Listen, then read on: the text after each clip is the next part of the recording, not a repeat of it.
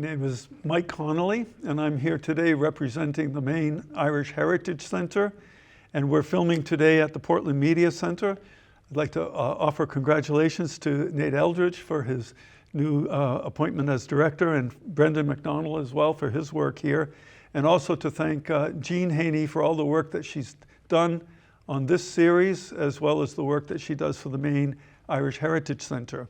This is the second part of a new series called The Heart of Maine. We started with former Commissioner Kevin Concannon, and today we're here with former Senator and former legislator from Lewiston, Margaret Connolly Craven. Tafalcha Road. Oh, Grumil Mahad. Margaret is an Irish speaker from the west coast of Ireland.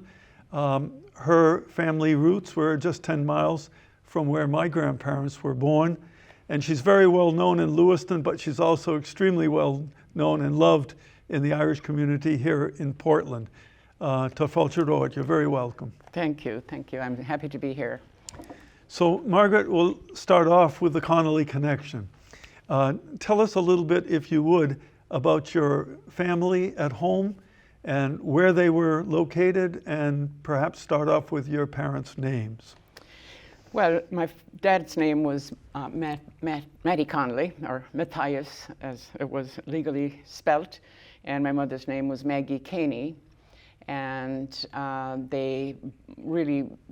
mother was from Glinsk, which is right next to Letterard East, and those two small villages are located near Carna, which is our closest post office. And we lived on a small farm. We had maybe around 30 acres or something, mostly all stones and rocks. But we had a bog where we harvested turf for heat and cooking and everything else as well. So we took it home, and we had donkeys, and we had a few cows, and we had some chickens and things like that. We also really planted gardens where we grew potatoes and turnips and carrots and cabbage and things like that, and that's what we ate. We had no money, but we had a house that we inherited from my great-grandfather. During the Cromwellian times, my great-grandfather was banished from Meath, which is close, has better land and that sort of thing, and all of the peasants and all of the Irish folks were banished from there at that time. But for some reason they had a boat, so that there were three cousins. Well, no, two brothers. In my time they were cousins, but they were brothers actually, and they had a boat, and they sailed around. They came south and landed in Connacht, where most people were banished too, because it's a very barren, very poor land, and but they must have had some means, because they bought some land and shared it. They, shared it up, and so they lived there, and yeah. The expression during the Cromwellian period that was very well known was, "We will banish you to hell or to Connacht." Yeah, exactly. That was it. They were. And you made a boast just a few minutes ago. You said, "We had stones and we had bog." And I was thinking that's a typical Connemara boast. You had land, even though it was mostly stone. Yeah. My grandmother had an expression, when you buy meat, you buy bone. When you buy land, you buy stone. That's true in Connemara. But you also had bog, and what was the significance of that, Margaret? Well, it was great to have a bog because you could harvest your own turf, peat, as the Americans call it. And then we just harvested that and brought it home. And almost everybody in a line there, so we lived next to the ocean, and people built their houses, of course, next to the ocean. But on the upper part near the mountains, almost every landholder had their own bogs in that area. They were common bog places as well, they belonged to the government, and people could just harvest turf there if they didn't have a bog on their own land. We have no trees, we had no electricity, we had nothing like that, so we had to have the turf to to cook with and to heat our houses with. When you were growing up, Margaret, was there a stove per se, or did you do all the cooking over the open turf fire? We got a stove when I was probably 12 or 13, but before that we had just an open fireplace, and we had a grate on the fireplace, and we had hobs next to the fireplace, so we used to sit there and get our legs all burned. Yeah, so it was lovely. The food was, I mean, they had a cast iron cooking utensils, and you could bake bread and, you know, bake all kinds of things. We had a big griddle where my mother would make like pancakes or something, especially bakshti, which is like a potato pancake. Yes. If we had enough time to peel the potatoes and do all that stuff, we'd make that, but that was a treat, you know. You talked about sitting next to the fire and burning your legs. Was that because the weather, especially in the winter, was damp and cold? It was very cold. Of course, we didn't have snow or ice or stuff, but it was windy and damp, you know. And then all the adults had the chairs anyway, so if you were small, you had to sit on the hob or sit on the stool or something. But I liked sitting on the hob. I've been to Josie's house over there a few times. Can you tell us about the view that you would have from your home, looking northward especially? Well, it was beautiful. We had the 12 pins, of course. We had the Burtachby Bay, which was a bay that came in off the Atlantic Ocean, went all the way up to Cashel, which was maybe a 3 mile long, no, but a 6 mile long peninsula, inlet rather, and then 3 miles across. And across there would be a village like, you know, Inishni was across the bay, and then we had the 12 pens. So we had Cashel Hill, and we had, it was just gorgeous, and the sunsets was, you know, beyond compare in the summertime, especially. It was just gorgeous. And of course, when we were growing up, we didn't appreciate it. I was an adult before and came back home before I realized, you know, what a special place it was. Yeah. People from Portland, from Inishni, former Mayor Mike Brennan, oh, yeah. his people, and former Senator Chris Dodd. Yeah. It's quite an interesting place with just the narrow bridge for many years. Well, I have a funny story about Mike Brennan. He went to visit relatives in Inishni once, and the wife of the house said, "Oh, do you know Margaret Craven?" Because he said he was from Maine, and he said, "Well, I don't believe that I'm going to say this to you, but I do." He didn't realize that I came from there, and she said, "Oh, we grew up together, next door together." So it's a small world. You mentioned your mother's coming from Glinsk. Did both of your parents go to school in Glinsk? Well, so my father was 20 years older than my mother, and he was born during the occupation. So my father went to what they call hedge school, where they had schoolmasters that came and taught local children, because it was Irish speaking and things like that. They were not allowed to go to school, and they were not allowed to speak Irish. And they didn't know any English at that time, so if they didn't have somebody to teach them in Irish, it was just kind of a waste of time. He did learn how to read and write in English as well. So my mother was able to, she was born in 1923, so she was able to go to the Glinsk school, yes. He was born closer to the turn of the century, your dad? Yeah. That's amazing. Could you expand upon the idea of the hedge school a little bit more? Well, it's called hedge school because I think they would hide in the hedges, but they would actually go from house to house to house, not in the same house twice, because they'd get punished. And the schoolmaster would, maybe sometimes it would be a priest that would be teaching them. They would be, they would be really very much punished, and maybe lose their license and things like that if they were. And some of those teachers, you know, were Anglo-Irish. And knew the damage that was being done to locally born children, and they'd, you know, so double-edged sword there. Absolutely. And the original hedge schools that you mentioned would have been during the penal times, when it would have been illegal for Catholics to go to school. Right. And illegal for priests to, well, to be in existence, really. Well, to say a mass or to say mass. So they would hide in the mountains and say mass, and just kind of like have a word of mouth to say where they would be going to. And the Irish song "An Ratu Erin Gerrig," were you at the rock? referring to Yeah, the right. altar. Yeah, yeah, And this was when the priest would have to do mass right, clandestinely in the secret, right, right. lest he be told. Did you ever hear of the tally stick? And where somebody would have a mark on their wooden stick around their neck, and if they spoke Irish in school, it would be notched. Ah, no, Yeah. no. I wonder, do you think that your dad was taught mostly in Irish or mostly in English? And your mother mostly, as well? We were all taught in Irish. We had to have an English class. But I say my prayers in Irish, I may do all my math in Irish and things like that in my head because that's what we were taught. And they still, on the Aran Islands and in Connemara, they still teach through the Irish language, but then they have to take, in Ireland, they have to take Irish, no matter where you live, and English, of course. And then for a foreign language, you have to take another language. So definitely, well, everybody is bilingual these days, but The interesting question, Margaret, is what would be the foreign language in French, west of Ireland? French, actually, more than anything, but probably. Was it you that was telling me that they had children in the Moonish school? Yes. From Ukrainian and teaching them in Irish.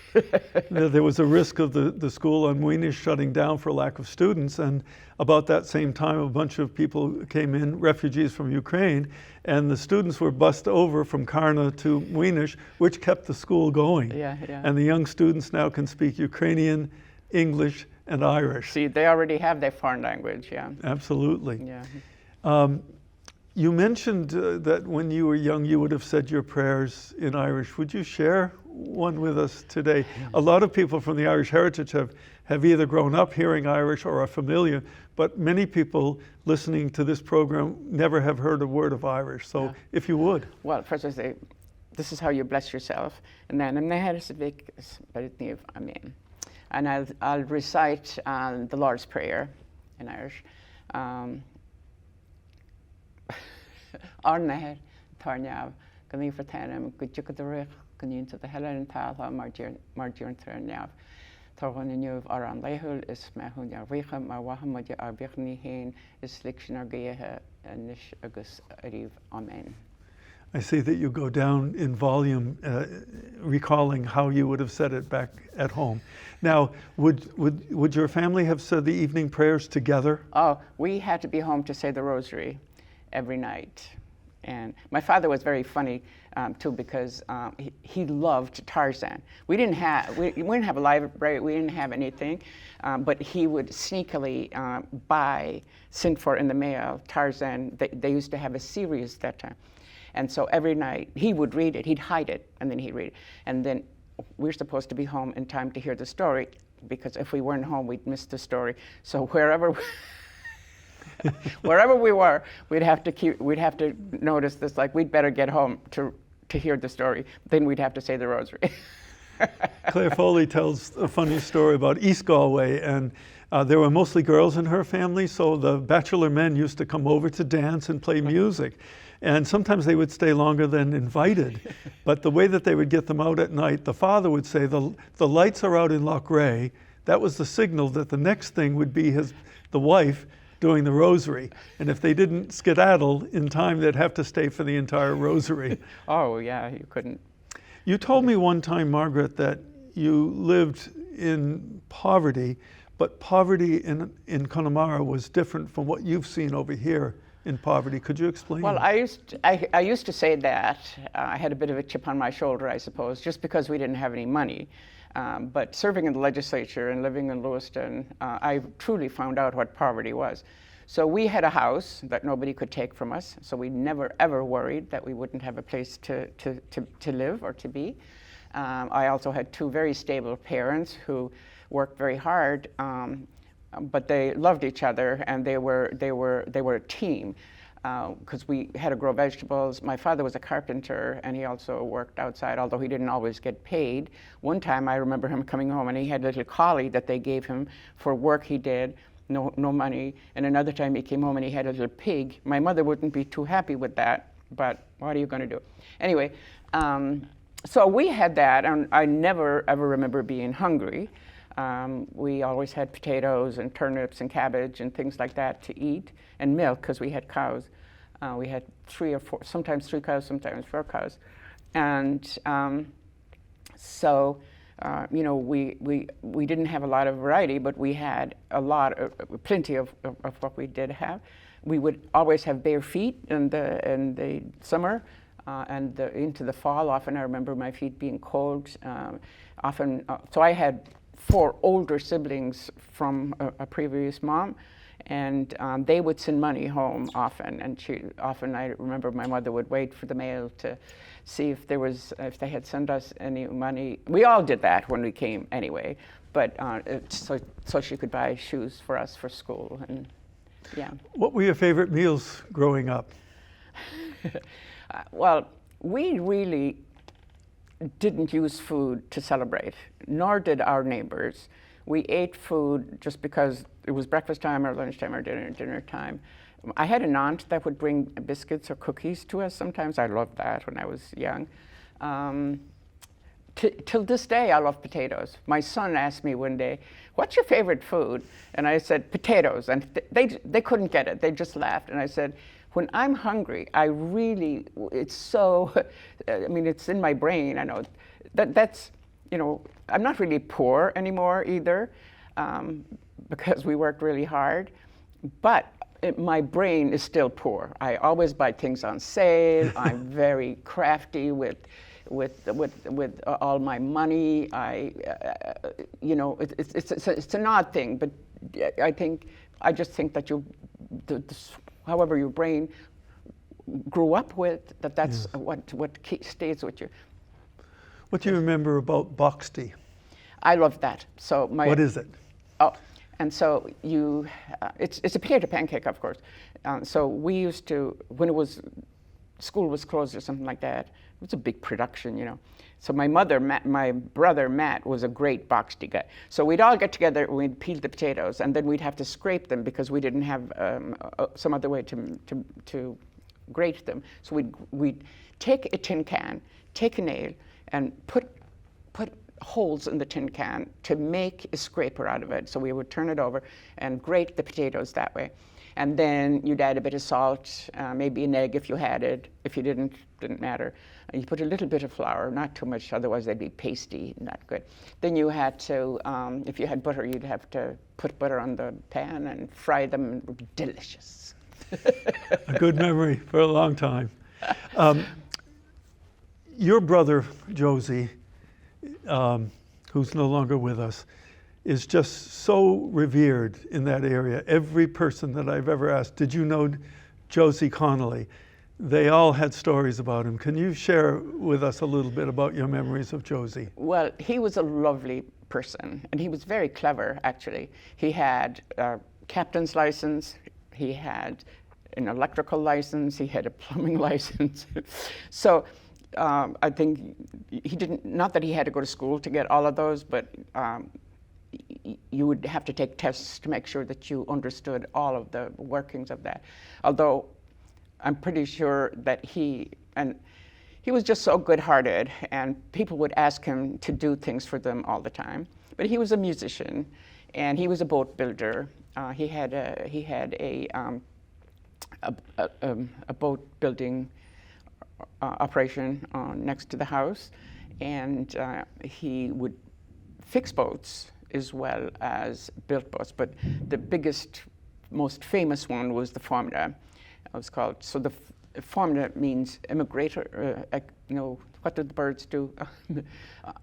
Migration. Migrator. So there was no word for tourist in the old days, so they would call them a Formula, like a migrator. And so that's what the boat was called. It was a great big Galway hooker, and it would take 6 people out. It was a holiday boat, and he worked on that for a long time. So that was a national big project. He would also train boys that were like in trouble, and the government would pay him to teach them like boatwright and carpentry things and stuff like that. So he did that.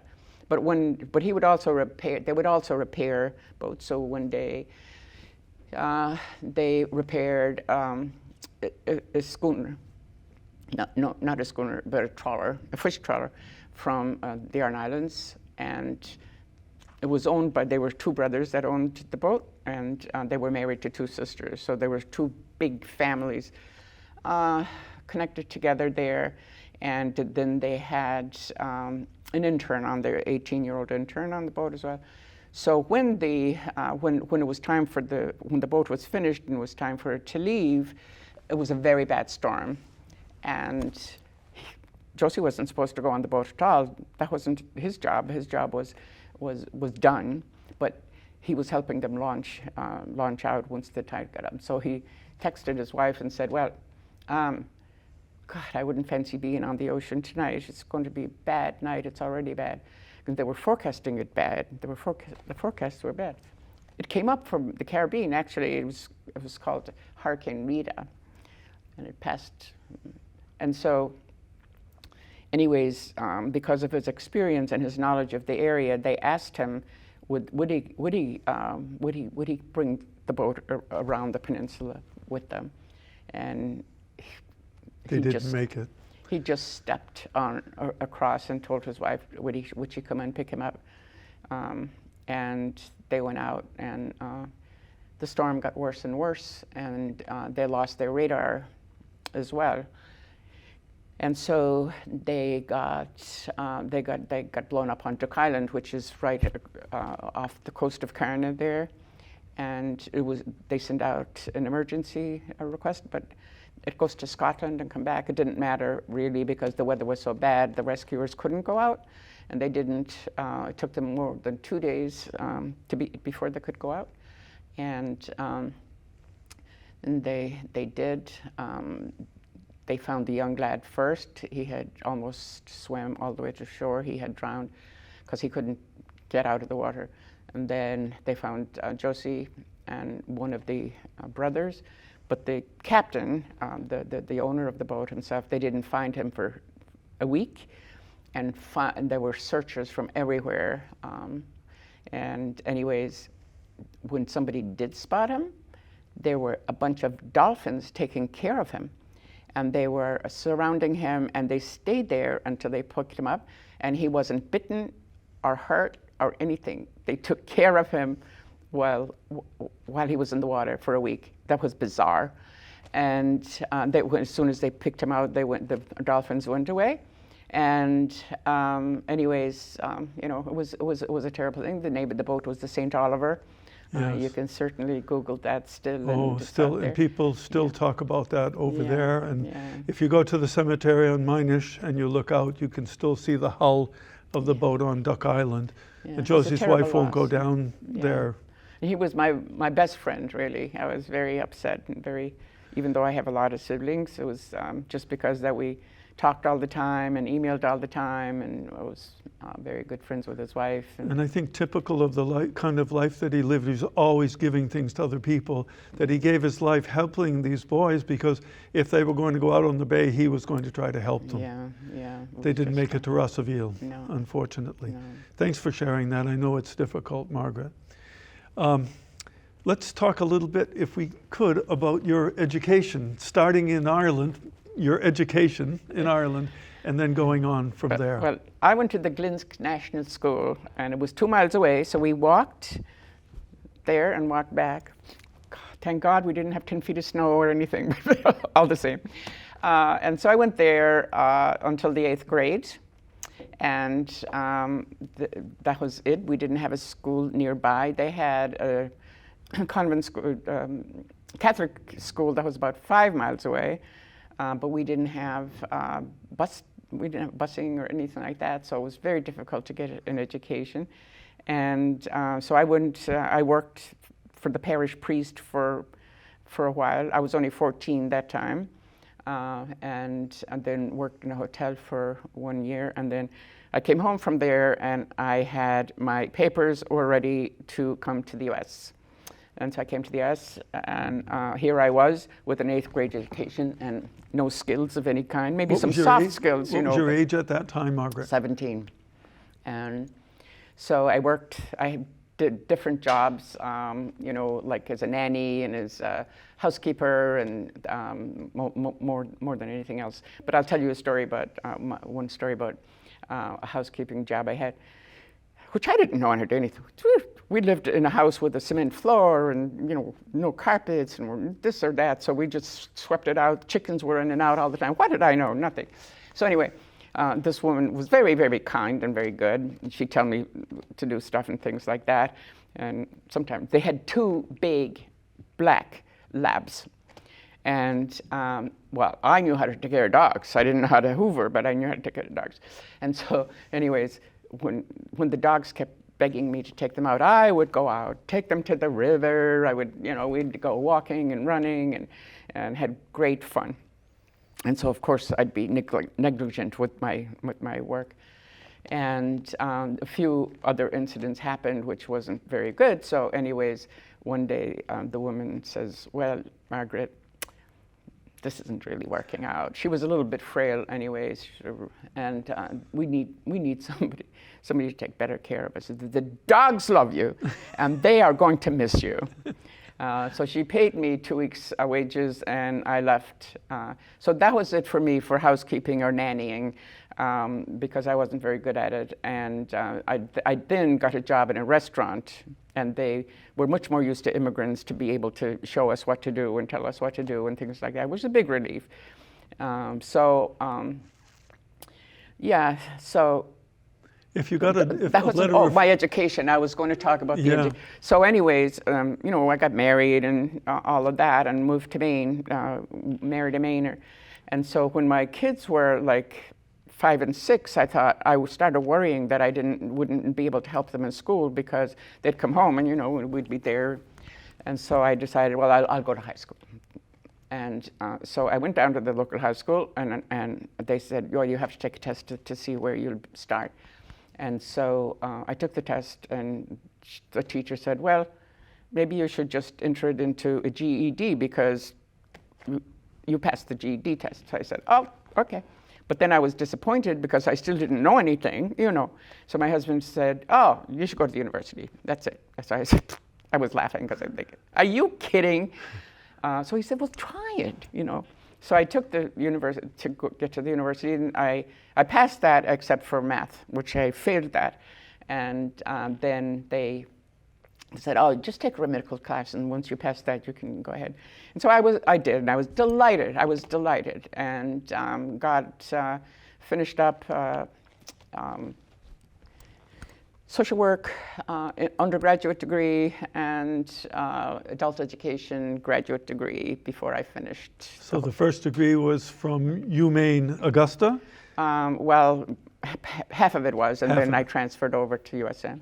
And then Lewiston Auburn College came about around 1988 or so. So for the woman who came from Lettrard and Connemara with an 8th grade education, you ended up with a bachelor's and a master's degree. I did. That was a dream I had, and I loved it.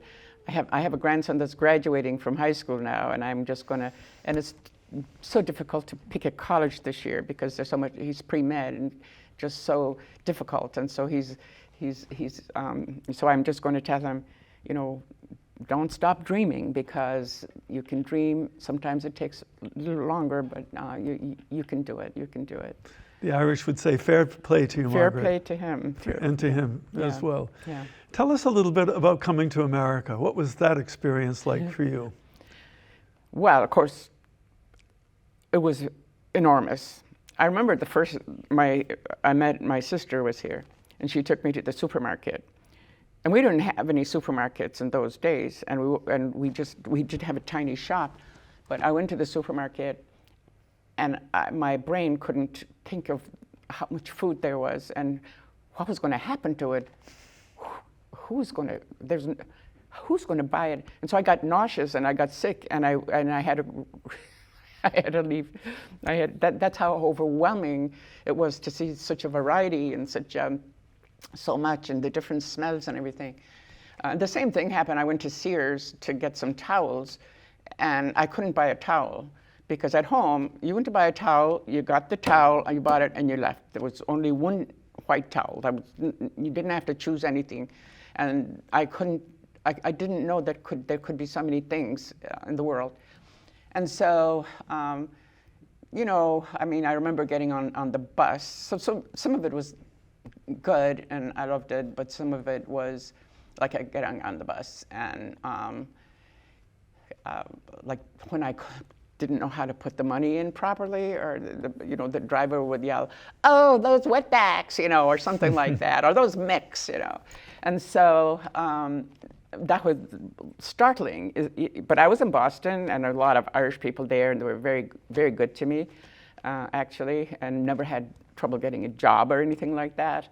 I do remember where I worked at Schraff's. That was the restaurant I worked in. It's a famous restaurant. And after I was there a few years, these people would come in, and the Irish, not the registry, but the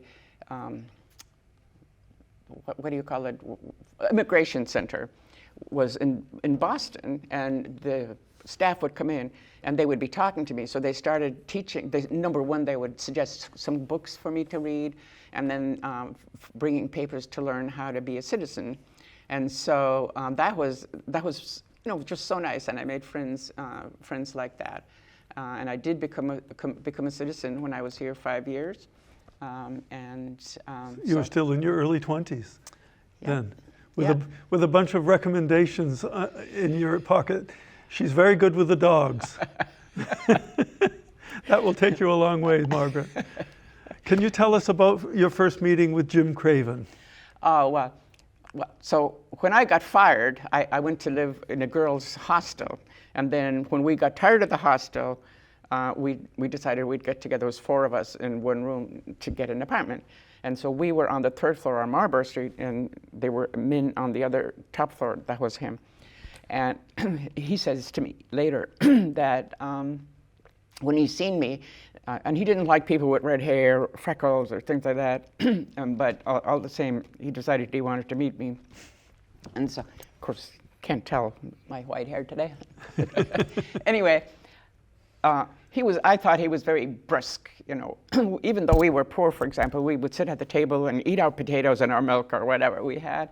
But he would walk around with sandwiches, drink beer. Everybody thinks the Irish are drunkards.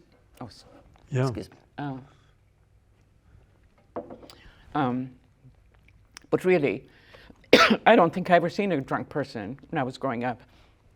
My dad would, have a drink, a beer with his friends or something. But I'd never seen my brothers. Your first impressions of Jim were not overall positive. No, it's like, and we were young at that time, and especially for young people to be drinking was like a big no-no. Right. Probably there wasn't enough money, for one thing, for too much of a consumption of alcohol back then. That's exactly right. And the thing about the Irish over drinking, I think it's part of a stereotype. Yeah. But there's an awful lot of Irish that don't drink any at all. Yeah. Whether for religious purposes or for. Or they're afraid that they can be addicted. I know that my husband's father had alcoholism, and then his kids were afraid to drink because that they would have the same thing.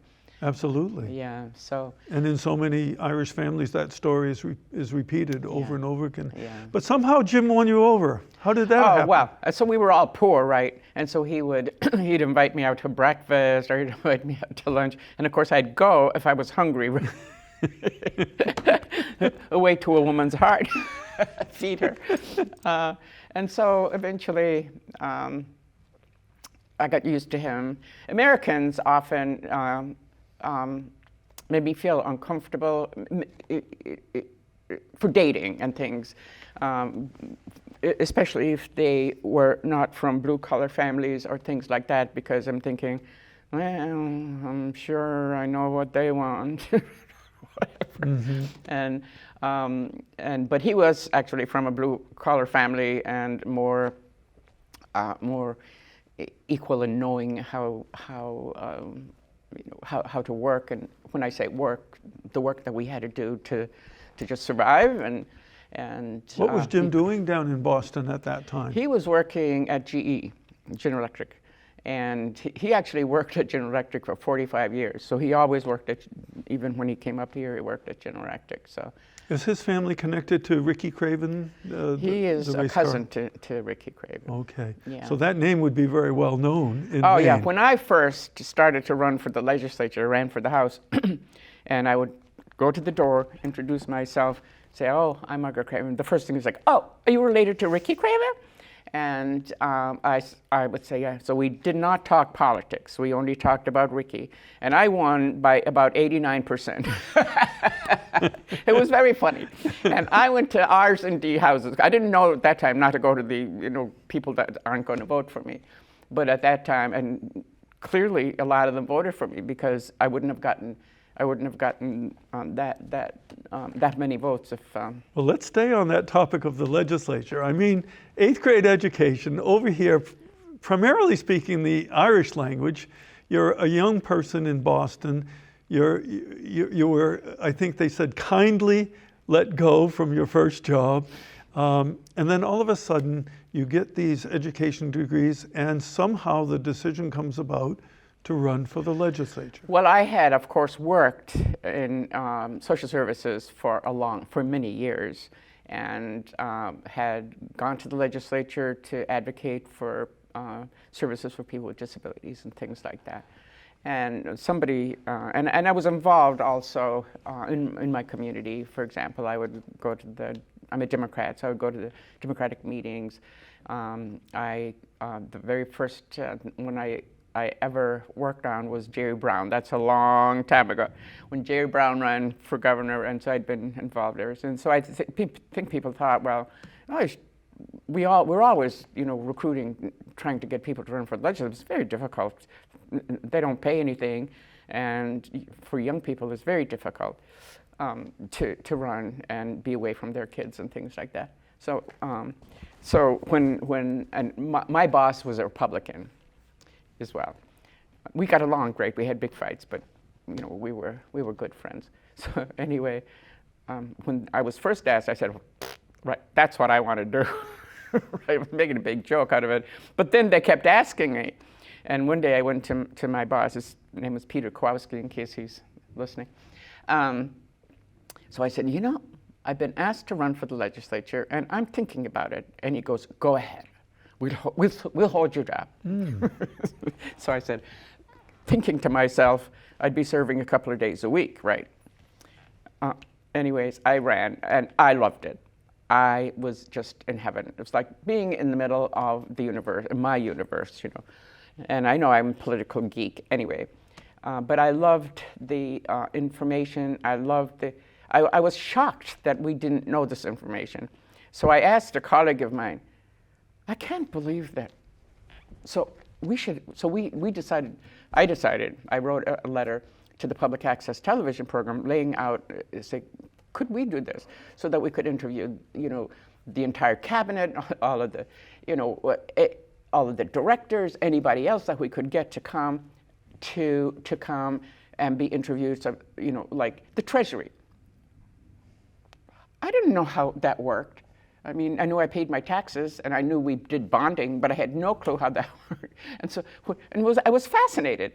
And so our program ran for 12 years, and the community college hosted it, but then they closed, and we closed it. But it went, so then the TV programs could share if they wanted. And some people from the coast would say, oh, I've seen you on TV. And I'd say, I was on TV. I couldn't imagine how they could see me on TV, but then they'd say, oh, the public access. I said, they're sharing our, they're sharing our programming. And you stayed in the House for a number of years. Were you termed out of the House when you decided to run for the Senate? Well, no, I stayed in the House for 6 years. We have 8-year terms, but the senator from our district was termed out. And so I decided to run for her seat, and she decided to run for my seat. We would, overlap each other like that. Was that Peggy Rotundo, or yeah, who? Peggy. Yeah. We now live next door to each other. It's so fun.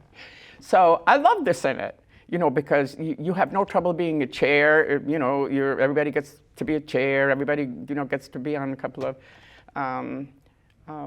Is there more pressure on you since there are fewer There's way senators? more for constituent services, because people would just call the senator first. And I love doing that. That was probably one of my favorite things to do. I remember when I was campaigning, people would invite you into their house to chat with you. They would tell you the most personal and private things, health-wise, money-wise, kid-wise, and of course you're in love with them before you leave. And then of course they know you, and so you'll be the first one they'll call when they have trouble with their insurance, or they have trouble, with you name it. And so we have aides that also help us help our constituents, and they would reach out. And if you have to spend a long time with the Department of Human, mostly I've served on Human Service. I served on appropriations for 4 years, but after that, I've always served on Health and Human Services, and so that's the department that I would have. I'm sure, Margaret, that there were many difficult votes, and I recall a story that you told me just recently about a vote, I believe it was on marriage equality, and after the vote, you got a memo that came by way of Ireland. Could you share that story with us? Well, yeah, and so being brought up an Irish Catholic, even though I had worked in the social services venue and had a lot of gay friends that I loved very much, and that were indeed lobbying me and to vote in favor. On the Catholic side were, lobbying me not to. So I wasn't telling anybody who I was going to vote for. So I was viewed as the swing vote, maybe? The swing vote. Who was she going to vote for? And so, but I did make a speech actually before I voted, which usually we don't, unless there's some kind of a conflict. And so I got up and I dedicated my vote to a young man who was like 16 years old and who had lobbied me, and I just came out, and so anyway. But ministers from the Dáil Éireann, Irish Parliament was calling to congratulate me for my vote. And so they were watching what was going to happen in the Maine Senate, because they had a referendum on the ballot in Ireland, which, by the way, passed by 69%. And I think that they just wanted to see what was going to happen in Maine. But when an Irish woman voted in favor, they were delighted, I think, to be able to congratulate me on that. Now that brings up the subject of change in Ireland. Ireland has changed so dramatically since you left. You've been back. What are your thoughts about that? Well, how surprising was it? I'm glad, because there was the Celtic Tiger and that sort of thing. So Ireland, in the late 70s, started paying for college education, university education for youngsters, and pretty soon they had the world's best working class, especially with technology and stuff like that. So American companies, German companies, British companies, French companies started moving there, and they were getting great tax, as you've seen in the news recently, were getting great tax breaks. And so then we had the Celtic Tiger, and people were building houses, and so everybody knows what happened in '08. And so Ireland went down at that point. I forgot the question. Just how you... Oh, I'm delighted. I mean, their schools are better. They have, transportation to the high schools. They have community colleges. They have a better standard of living. There is I mean, as in all of our Western countries now, an influx of immigrants as well. And often I'm disappointed or sad that there's a certain group of people that complain about that very bitterly. And if they only knew that so many Irish had to immigrate, or we would have starved to death, and that we were welcomed, and well, sometimes we were welcomed. During my generation, we were welcomed. and that people who are, at risk of dying from hunger or Yes. from a gun in your back, that they're not welcomed is scary Yes. and disappointing. I mean, that. Yeah. This is kind of interesting because you're only the second person being interviewed on this new Hearts of Maine, and the first one was Kevin Kincannon. Did you ever get to meet with Kevin or work with him when he was the commissioner? Oh, I did, because I worked at this organization called John F. Murphy Homes, and we serve people with disabilities, and I had indeed met with him and, lobbied him to do this or to do that, especially to increase wages for people or, telling him how many people we had on the waiting list, etc. But I do remember a few years ago when I was on the Health and Human Services Committee, and we were interviewing a commissioner for Janet Mills' cabinet, and Kevin was there, a friend of hers, I'd say, and he comes right over and he said, "Oh, hi, Margaret, it's nice to see you. How are you?" And he's chatting with me, and I'm thinking I couldn't believe that it was probably 12, 15 years before that I had met him once or twice. That he would remember my name was amazing. I was blown away with. He had that politician's knack. Yeah, yeah. But then again, you were easy to. He was a good commissioner, though. He was a good commissioner, and he was a good Democrat, making sure that low-income people were taken care of and that people were listened to and that seniors, as much as we're still struggling trying to provide those kinds of services, that he was actually very generous. And also in the Department of Corrections, Margaret. And I think that you lobbied for improvements in jail conditions. Yeah, definitely. Well, at the moment, I'm very, very concerned because the Trump administration has taken away funding from our jail, not our prison, who is housing two transgender women, and so their medical care as well as their living situation is being challenged, and I have no idea what would be a safe thing to do about that. But also youngsters, young people, and young people of color are disproportionately in prison, even here in Maine, which is, and another thing that I've fought for a long time was gun safety issues, starting in 2007, where a neighbor of mine, her child was 18, walked into Walmart, bought a weapon, I think it was a rifle, a .22 rifle, and ammunition, came home and just killed himself. And that family was beside themselves. And so the first time I filed a bill for a waiting period, I couldn't even get one vote, not even one vote out of committee. And somebody held it over for me, and it went to the next session, and still nothing. And I cried, actually, which I am not a crier, but it's like, I was so, even if I got one vote, I'd be able to bring it to the floor. So, but several times afterwards, I had also, so the next time I filed the bill, I got 8 votes out of committee. And by hook or by crook, we passed it in the House, but they killed it in the Senate. So that was bad. But then after the shooting in Lewiston on 23, we filed it again. And it passed. It passed both houses. And the governor let it go without a signature. But now it's being challenged.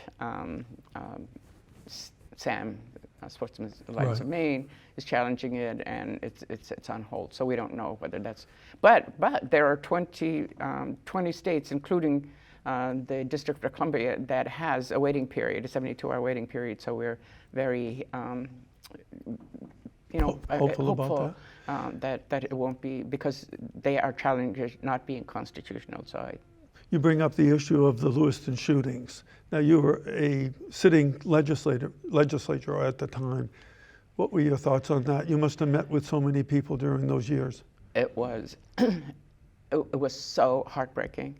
And a lot of those people were young, especially there was like 16 young men, not that they were young, but they had young families. Yes. One baby wasn't even born. The baby was born in the December after. And so we did a lot of fundraising, a lot of talking. Of course, everybody came out in support from Massachusetts, Vermont, you know. We were called to the White House. We actually went to the White House, met with Kamala Harris.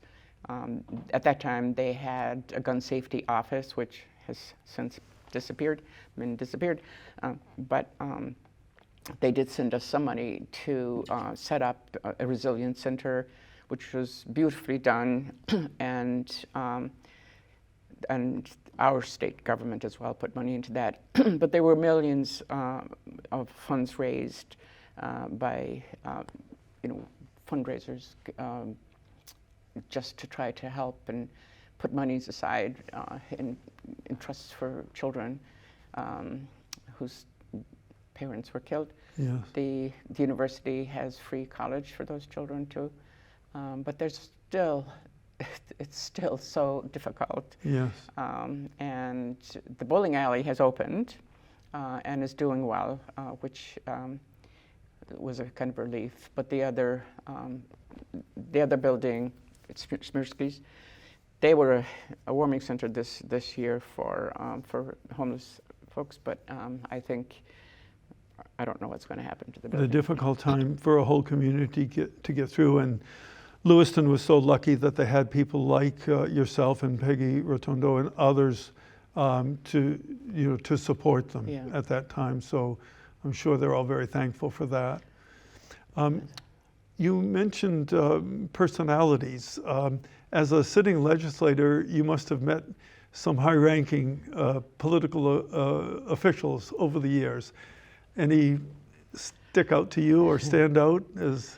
Well, it was very funny because I felt a little intimidated when I very first went there, and but once I was there for a few days, it was just like going to work with everybody else. You know, Governor Baldacci was the governor when I very first went in there. We both got elected at the same time, but we definitely have met. I didn't write them down, so I can't pick them out. But just heads of governments. We had the Irish ambassadors come to Maine. I think one time you were asked to do the opening prayer in the legislature, and you did it in Irish, if I'm not mistaken. Oh, many times. I always did it on St. Patrick's Day, but I did it. I prayed several times because all non-denominational. I'm not going to insert my Catholic religion on other people, but do non-denominational kinds of prayers, and I loved it. But during COVID, especially because we weren't inviting in priests or anybody to do the prayer, I'd been asked several times. But often I would read a poem. I often read poems from John O'Donoghue, who was also from Connemara. He was a philosopher. He was a priest. Concept of the Einam Cara. Anamkara, yeah. The soulmate. Yeah. And so I often use, because they're holy as well as being beautiful. He's really my favorite poet, I think. I heard a quip one time that when prayers are given in the Irish language, that God does not need a translation. Well, that's funny, because we were talking about animals the other day. I remember when we were growing up, we thought our animals only understood Irish, that they couldn't understand English. And I was talking to a person from Sweden the other day, and he goes, "Oh, the same here. They don't understand English." Same for God. Now, in terms of personalities, I understand that you recently came across the former president of Ireland, Mary Robinson. I did. She is fabulous. I'm so proud to be an Irish woman like herself. And of course, she was the first Irish president, and then she also worked at the United Nations, and she worked with, she goes to Africa a lot, and she says, "I want to show my little dandelion." Or maybe I lost it. I think I lost it. This little? No. It was a little dandelion. I looked for it. anyway, she organized the Dandelion Society. It's a women-run organization, but of course there are men that work there too. And so they work to create climate justice, which, especially in the African countries, or the women are called on to feed their families, and they grow the food and they gather the food and that sort of thing. And it's a big, big impact on them. So girls and women are impacted way more. And they know how to fix it or what would work, but that their voices really aren't heard. And so Mary Robinson would go, get them dressed up in their best regalia, take them to the government offices and have them say what they need to be able to grow their food. And she's been traveling all over the world doing this. And she's 80 years old. She went on walks with us every day. And of course, I have to tell you this cute story. So Michael is an author, a great author himself, and he's just written his latest book. And so Mary Robinson didn't have anything to read on the boat. And so I offered her, as a gift, Michael's book, who was signed to me. Anyway, she loved it. She was so pleased, and she hadn't yet brought anything to read, so that was great. And I'm hoping that she might get in touch with his book people. And you know. I'm warned now. If I give you another book, that I have to inscribe it. This is from Margaret and Ted alone, not to be transferred. Well, anyway, she appreciated it, and she's a great woman. She's a great woman. We're down to the last 2 minutes, Margaret. The hour has gone so fast, as it always does with Irish people who have stories to share. But let's stay on Mary Robinson just for a moment, perhaps, and even broaden it out, that the person who was elected President of Ireland after her was also a woman, Mary McAleese. Mm-hmm. So what does that say about the change in Ireland? Because it was thought that a woman would never be elected to that high office in Ireland. Oh, definitely they've changed. And I think people being educated, for one thing, has an impact on that. They're very progressive, actually, in all kinds of ways. And especially for, human justice. They've been out there, working to try to help the Palestinians and other people who are in trouble, Ukrainians, and I think that we we have it in our bones and muscle memory. The indignities that our ancestors suffered. Absolutely. And not just in the but in the civil, but not just in the war, but in the Civil War as well. The expression, what is bred in the bone will emerge. And right. I think for women, these things did. And in the last 10 seconds or so, I'd like to recall when you went back to Ireland as an elected senator from America. There were bonfires everywhere, which is the way to greet a hero when they come back. Margaret, thank you so much for your time today. And this is the second program in the Hearts of Maine. Go Margaret. Thank you.